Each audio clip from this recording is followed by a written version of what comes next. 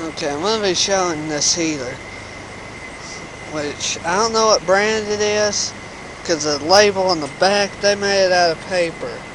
And this is, and unfortunately this heater, well, I don't see any other tags on it. There's a little thing right there, there's a little warning free feet thing. Wait.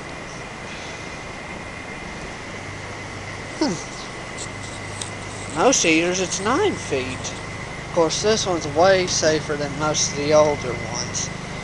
I mean, look. All the intake and exhaust is on this panel. The only holes remaining are for mounting it. There's mounting holes for mounting it in the wall on the side of a post. There's holes in the back so you can mount it on the ceiling. And just wherever you want to mount it. They don't make heaters as good as this one anymore. And if they do, well, they do actually make a few ones. I've seen a few in school that look pretty close to this one. Now, I'm just going to open this up and show you everything that's inside of it and the coils and everything.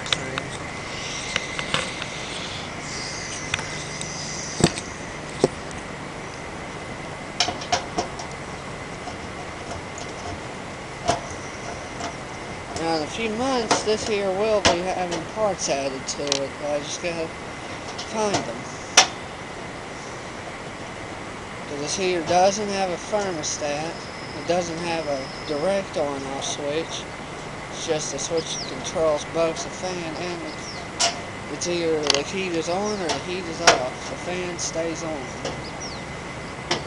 But the fan got oil grease, so it shouldn't be nice.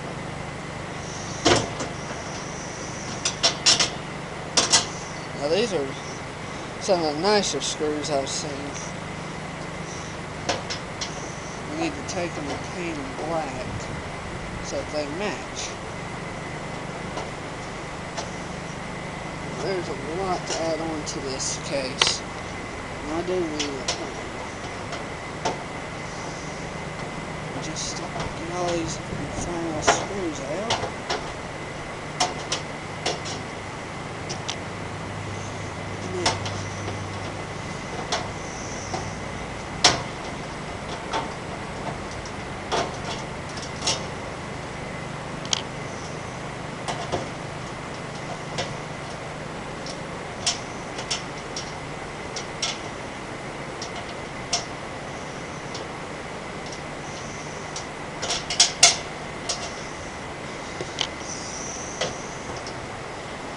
Now, I took this fan apart yesterday and cleaned it up good. But the video I made yesterday was crappy at best, except for showing how it works. That was the only part of it that actually was good. Because it had to be filmed out here, because our outdoor circuit's the only one big enough to support this heater, as well as the indoor bathrooms. Them are the only two places that can support 3,000 watts. Power. Okay, now here's the grill. Now I need to get the LEDs that came with it and stick them back on there eventually. As you can see, I'll wire this one up for the power. This will be for the heat. Now, here's the motor. Here's the little piece.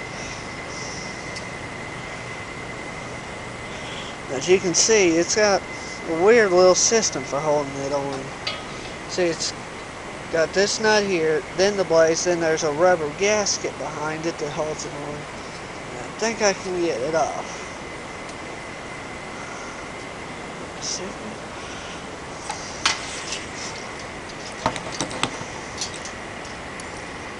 There we go.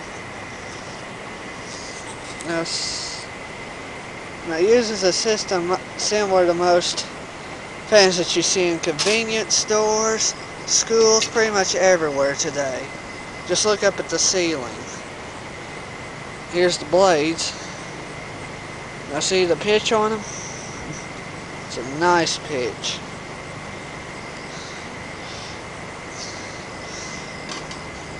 And here's the little gasket. Now see? It's a little rubber gasket. There's the motor, or the internal motor. The external motor is what you can see here. I'm just going to go ahead and stick the fan back together because I lose stuff easily.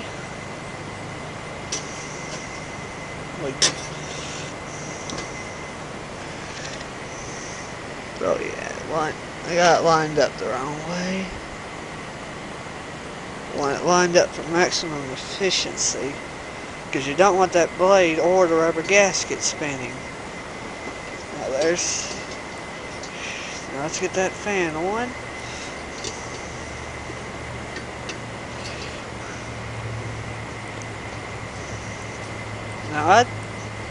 Now right here it doesn't move very much air, but if I flip it over it moves a lot more. I'll have to try it both ways, find out which way is the stronger pulse. So I'll try it with this side facing inward for right now. Screw it into position.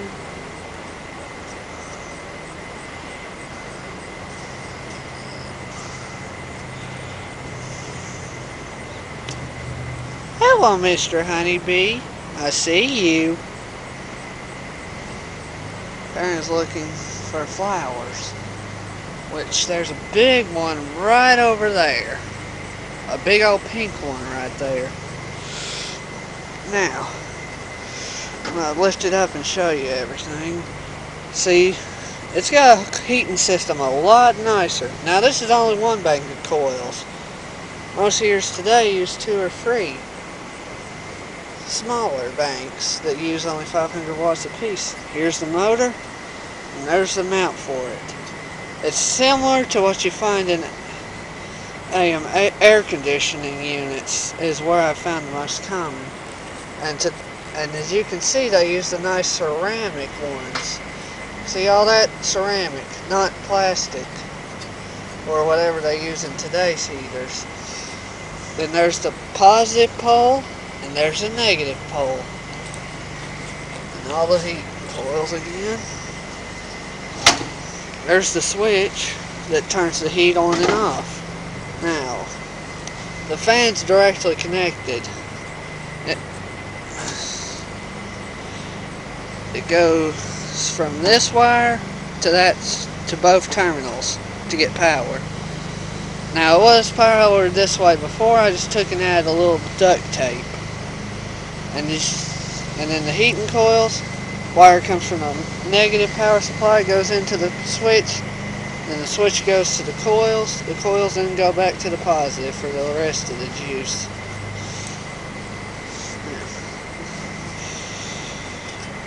This is a pretty nice little unit here.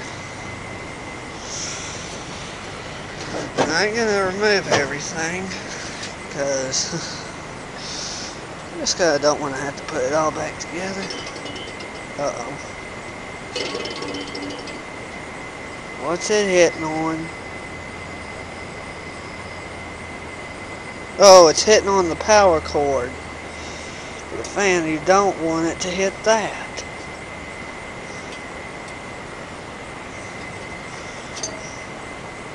Next video I'll show you how it works and all the parts I'm planning on adding on to this heater eventually.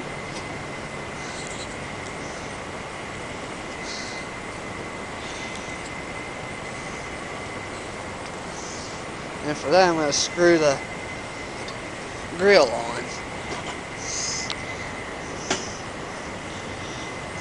But all the parts that I'm going to add on to will be added on before winter starts. And right now it's August, so I'm not going to have the heat on for more than a few seconds.